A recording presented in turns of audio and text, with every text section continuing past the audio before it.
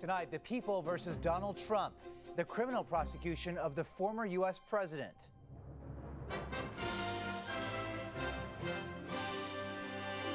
President Trump. The start of an extraordinary legal face-off.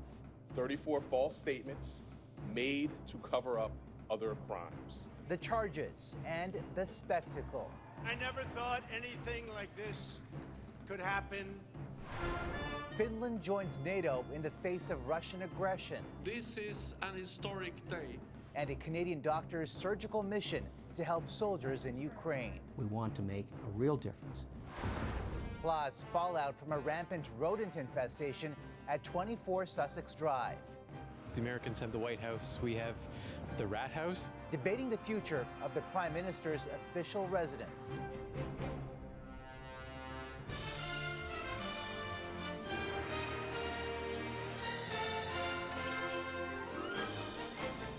CTV National News with Omar Sachedina. Good evening, everyone. The first former American president in history to be criminally charged is not keeping a low profile tonight. Donald Trump stepped out of a Manhattan courtroom today. And late this evening, right into a room of supporters at his Mar-a-Lago estate in Florida. This fake case was brought only to interfere with the upcoming 2024 election, and it should be dropped immediately. Trump pleaded not guilty to 34 felony counts, the case centering on hush money payments to porn actress Stormy Daniels, days before Americans went to the polls in 2016. The indictment also referencing more payments to Karen McDougal, who alleged an affair with Trump, and $30,000 to a former Trump Tower doorman who prosecutors say claimed to have a story about a child Trump had out of wedlock. All allegations Trump denies. Let's get right to CTV's Joy Malbin, who is outside the Manhattan courthouse where the unprecedented arraignment took place. Joy. Omar, it was a New York-sized spectacle, a former president under arrest. There he is. A defiant Donald Trump left his New York penthouse, no longer president, no longer a reality TV star, making an historic trip to a Manhattan courthouse to be taken into custody. Entering a world where criminals are prosecuted, Will you come speak to us, President Trump? Trump was fingerprinted, but no mugshot or handcuffs. The judge banned cameras in the courtroom. Only still photos show a grim former president no longer in control. Trump himself pleaded not guilty to 34 felony counts of falsifying business documents to hide hush money payments to multiple people: porn actress Stormy Daniels, Playboy model Karen McDougal, and a doorman who claimed Trump fathered a baby out of wedlock. The payments part of a conspiracy, say prosecutors, to suppress salacious stories that could influence the presidential election. The evidence will show that he did so to cover up crimes relating to the 2016 election. No matter who you are, we cannot and will not normalize serious criminal conduct. Outside, in the court of public opinion, dueling protesters, shoving and shouting, police keeping both sides apart. I think it's outrageous what they've done to him, and they're going to continue doing it because they don't want him to run. He's a career criminal. New York knew that before he even got into the presidency. Before Trump left the courtroom, the judge had some harsh words, How did you plead? warning him to refrain from language that might incite violence. So Trump's new lawyer did the talking. He's frustrated, he's upset, but I'll tell you what, he's motivated, and it's not going to stop him, and it's not going to slow him down. Trump's actions may have caught up with him in New York, but back in Florida, a triumphant return. And I never thought anything like this could happen in America. Never thought it could happen. The only crime that I have committed is to fearlessly defend our nation from those who seek to destroy it. Omar, Donald Trump was in fighting form tonight. His next expected court appearance is December 4th. Omar? Joy, this is now a legal challenge for Trump as well as a political one, and his strategy previously has been to attack and delay. What can we now expect from his legal team? Well, we heard that tonight, didn't we? The attack and possible delay. The prosecution wanted this trial to start in January. Too soon, say Trump lawyers, who will file a flurry of challenges, including trying to dismiss the case. Now, if a judge decides it should go forward, it's possible the trial of the former president could land right smack in the middle of another election campaign. Omar? All right, Joy Malbin in New York tonight. Joy, thanks. A Quebec man is now facing first-degree murder charges for allegedly plowing his pickup truck into a group of pedestrians. 3 people were killed and others were seriously injured in the incident in Amqui, Quebec last month. 38-year-old Steve Gagnon is also facing 9 counts of attempted murder. He was initially charged with dangerous driving causing death. Police have now confirmed a missing Akwesasne man is linked to the tragic deaths of 8 migrants in the St. Lawrence in Quebec last week. Aerial and water searches for 30-year-old Casey Oakes continue. He was last seen on Wednesday launching into the river in a light blue boat. That boat was found near the bodies of 2 families who were allegedly trying to illegally cross. It's investigating an arrest made in Prince Albert that left a man in hospital in serious condition. Witness cell phone video shows the struggle between officers and a 40-year-old man during a traffic stop on a vehicle reported stolen. According to a preliminary report, officers used tasers, batons, and pepper spray while making the arrest. Finland formally made history today, ending a period of military neutrality by becoming the 31st country to join NATO, bolstering the alliance's frontier with Russia. Finland's foreign ministry office in Helsinki was illuminated blue to celebrate its ascension to the bloc. CTV's Ottawa Bureau Chief Joyce Napier on the geopolitical significance. A small ceremony at NATO's headquarters, but a giant step for one of Russia's neighbors. We welcome Finland as the newest member of our alliance. Soon after Vladimir Putin's invasion of Ukraine, Finland, that shares a 1,300-kilometer border with Russia, decided to shed its neutrality and join the 30 members of the military alliance.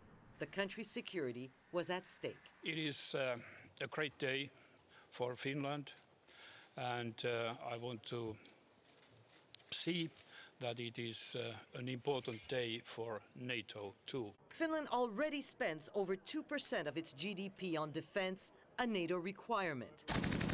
And as Russia's invasion is into its 2nd year, Sweden, another neighboring country, hopes to join the alliance this summer. By joining and becoming a chartered member of NATO, you're now protected by all of the other nations from attack from outside of the alliance.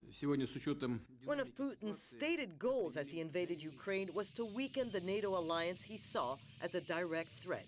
But as the Finnish flag was raised this morning at NATO headquarters, the opposite seems to be true. President Putin wanted to slam NATO's door shut.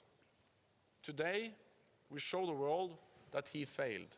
Some NATO countries have increased military spending, including Germany, France, and Britain. But Canada lags well behind most of its allies. I've seen zero indication that the Canadian government has any intention of living up to the 2% of GDP commitment that we signed up to with our other NATO allies. The Prime Minister saying Canada's contributions are more than enough. Canada has continually been present and leading in NATO missions around the world. We will continue to step up as necessary. The Kremlin's response was swift today, with Russia's defense minister saying NATO adding one more member to its alliance increased the risk of a broader conflict, raising once again the threat of a nuclear attack. Omar? All right, Joyce, thanks.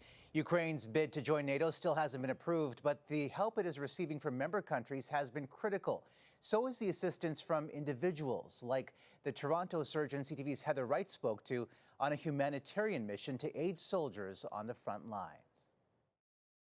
The injuries are horrific and life-changing. You wouldn't just see an injury like a bone broken or cuts in the face. You'd see a lot of bone or soft tissue blown away. It's just gone. Dr. Peter Adamson is a facial and reconstructive surgeon and was in Ukraine last week with Face the Future, the foundation he started in 1996 to help people across the globe in need of complex reconstructive surgeries. There's no doubt that in Ukraine we saw the most devastating injuries, the most large number of injuries in any given patient than we've seen on any of our other missions. For a week, Adamson and his team took over the top floor of a hospital in western Ukraine, performing 112 procedures on 30 patients, mostly soldiers. Virtually every soldier we spoke with said, "When can I get back to the front?" And even one soldier who was blind in both eyes. And of course, he's not going to be going back to the front. Yeah, so it's right here. Just take a little. The team included Americans and Canadians, 6 surgeons, 4 nurses, and an anesthesiologist, working alongside 25 Ukrainian counterparts. Part of your mission was, of course, to perform surgeries on the soldiers and civilians, but also to train the doctors. Now, you can't teach most surgeons most complicated techniques in a week, but we start at the base level and we teach many, many surgeons how to do some basic things better. And through symposiums and live stream surgeries, the team was able to share their expertise with hundreds of doctors from across Ukraine who are treating more and more patients every day. Many of the soldiers the team treated will need follow-up procedures, and Face the Future is already preparing to return to Ukraine, likely a year from now. Heather Wright, CTV News, Toronto. A powerful avalanche hit a Himalayan mountain pass in northeast India, killing at least 7 tourists. Rescuers pulled out over 20 survivors, and there are fears many are still trapped under heavy snow. The force of the avalanche was so strong it knocked off cars from the road. Officials say people were in an area labeled as out of bounds after a recent snowfall. A massive fire ripped through a popular clothing market in Bangladesh's capital today, and the damage is extensive. The fire raced through the market, then spread to neighboring buildings and raged for 6 hours. Nearly 5,000 stores were destroyed. No one was killed, but several firefighters were injured, 2 of them critically. Many stores were fully stocked ahead of the Muslim festival of Eid, marking the end of Ramadan. Coming up, new details about why the doors were shut to one of Canada's most famous addresses. After all these years, build new. Knock it down. The serious infestation at 24 Sussex Drive. Plus, a billionaire's rocket company files for bankruptcy.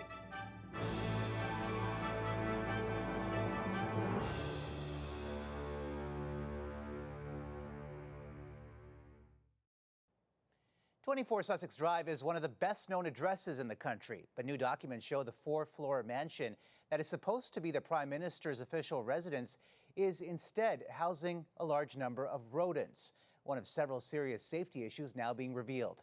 Here's CTV's Annie Bergeron-Oliver. A heritage home that once housed prime ministers and hosted world leaders. 24 Sussex Drive is now closed and considered an uninhabitable, rodent-infested fire hazard that requires significant investment before it can ever be lived in again. I think it should be renovated. I would say build new. Knock it down, keep whatever is that they have to preserve. Built in 1868, the 34-room mansion has been vacant since 2015, when Prime Minister Justin Trudeau moved his family across the street into Rideau Cottage on the Governor-General's grounds.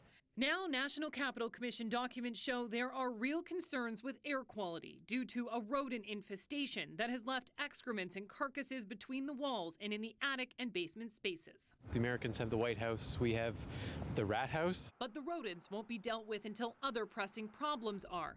The official residence contains asbestos, mold, an old electrical system the NCC warns is a fire hazard, and pipes so dated they need to be replaced or a potentially catastrophic collapse is inevitable.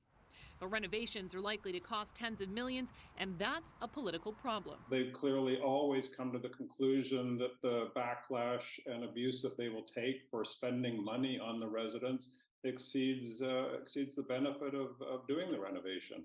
And every government going back to the 1990s has come to the same conclusion. But while many believe the residence should be torn down, architect Mark Thompson Brandt sees its potential as a site with a single-family home and a small conference center. And I think we need to adaptively reuse the site, but keep the house and return it to a single-family home. Workers will soon start tackling the faulty wiring and removing asbestos and lead from within the building.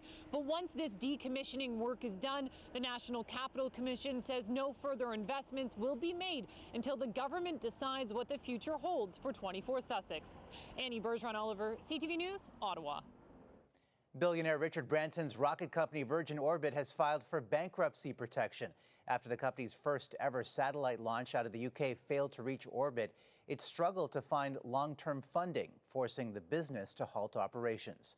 The filing comes just days after it laid off roughly 85% of its 750 employees. Still ahead, hungry for change.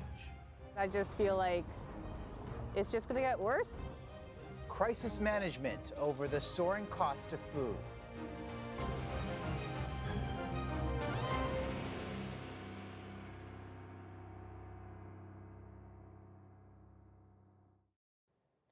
There was a dire new warning today from the head of Toronto's largest food bank, who said his organization was at a crisis point. And now he's asking for provincial intervention as more people are turning to supports as they struggle to keep up with what they see as the crippling cost of living. Here's CTV's Adrian Gabriel. These boxes of food are a lifeline, but many may soon sit empty. There's going to be people who are starving. Canada's largest city has reached a food insecurity crisis. The Daily Bread Food Bank used to spend $1.5 million on food per year. We're now spending $1.8 million per month on food. We do not receive government support. Before the pandemic, 60,000 people used the food bank each month. That number has quadrupled. In March, 270,000 visits were made to Toronto's Daily Bread, the highest number in the organization's 40-year history. Right now, when somebody lines up at a food bank, they receive about 3 days worth of food each week, which is not enough to begin with. But if we do not have the funds, that will be 2.5 days worth of food. We met a 34-year-old who's one of those people in line. It's not just me, you know, it's not just someone who's on assistance, it's everyone. Each Wednesday inside this government housing building where Spirit lives, the Daily Bread delivers food. The demographic of the clients arriving is growing and changing to include the working poor, students, and young families. I can't even count how many people. The line out here is long as well. The Daily Bread is seeing 12,000 new clients use the food bank each month. Inflation at the grocery store is adding compounding pressure. So we're hit on two fronts, more people in the line and more cost to serve that line. Ottawa has announced a one-time inflation relief payment for lower-income Canadians. The Daily Bread are calling on all levels of government to step up. While food inflation is north of 10%, we need the Ontario government to come together and provide these payments immediately. When am I going to get that next meal, or, you know, is the food bank going to be open? Painful, pressing questions for those living each day meal to meal who may soon find their cupboards empty. Adrian Gabriel, CTV News, Toronto. A senior men's hockey team in Saskatchewan is getting a lot of attention for its rather unique way of celebrating a championship. The Valcaris Bronx hitched a ride on the rink's Zamboni after the team won the Capel Valley Highway Hockey League title. The club's coach says the best part of winning was being able to share it with the community. And after the break, marking another triumphant achievement, a celebration of women's hockey history.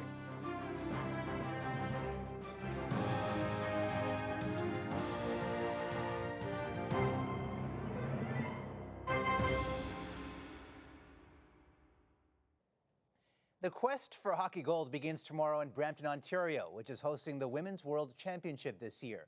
But today the competition was temporarily set aside, with some of the top players joining stars from the past at the Hockey Hall of Fame. CTV's Heather Butts on the new look at the sport's history. Two legendary players, Angela James and Jana Hefford, added the final trophies to mark the official opening of an exhibit dedicated to the trailblazers of the women's game. It's so cool. It's so special. This building brings so much to life about our sport, and for the women to have a place like this that really celebrates the history. And there's so much history to our game that people don't know. We're still making history, but to be able to share these stories, I think, is critically important for our sport. Honoring achievements spanning more than 130 years. It kind of speaks to the constant evolution of women's hockey, and it's great to see the game constantly growing, which I think is really important. Haley Wickenheiser scores! The collection of nearly 100 artifacts includes paraphernalia from hockey greats like Hayley Wickenheiser to the Toronto Club League trophy dating back to the 1920s. It kind of gives me goosebumps, and it's exciting to know that young girls coming here to the Hockey Hall of Fame can see that too. Inspiring others to lace up, Hall of Famer Angela James, who is also the general manager of the Toronto Six, is excited by how the game keeps evolving. The skill level and the pace of game is just leaps and bounds where it used to be. The launch comes a day before the Women's World Championships just outside of Toronto, with some of those players energized by what's on display. It's amazing. I mean, I've been watching a lot of games from both Worlds and Olympics, obviously, and see all this stuff here is very amazing. A hockey shrine that will surely grow with the women's game. Heather Butts, CTV News, Toronto. And that is a snapshot of this Tuesday for all of us at CTV National News. Thanks for watching. Good night, and see you tomorrow.